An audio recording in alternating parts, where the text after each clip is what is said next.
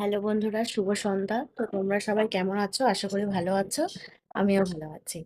তো কালকে বিকেলে আমাদের, বিকেল না মানে সন্ধ্যার পরে পরে অনেক বাজারে এসেছে মাছ। তো কালকে তো একটু ব্যস্ত থাকার কারণে তোমাদের দেখাতে পারিনি। তো আজকে দেখাই যে আমাদের বাড়িতে কি কি মাছ এসেছে। এই দেখো বন্ধুরা, এখানে এনেছে চিংড়ি মাছ। সব ছাড়িয়ে নেওয়া হয়েছে। এই যে মাথাগুলো মাথাগুলো ছাড়িয়ে দিয়েছে, বাটা করবে কালকে মা। আর এখানে আছে মাছের তেল। আর এটা হচ্ছে পাবদা মাছ, এটা বোয়াল মাছ, এটা লোটে মাছ, আর এটা হচ্ছে এই ছোটো ট্যাংরা মাছ। কিছু কিছু মাছের পেটে ডিমও আছে।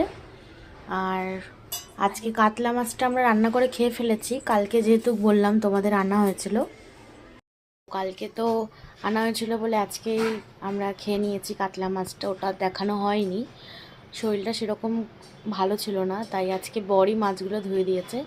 আর কালকে আমি পাবদা মাছ আর কাতলা মাছটা ধুয়ে রেখেছিলাম।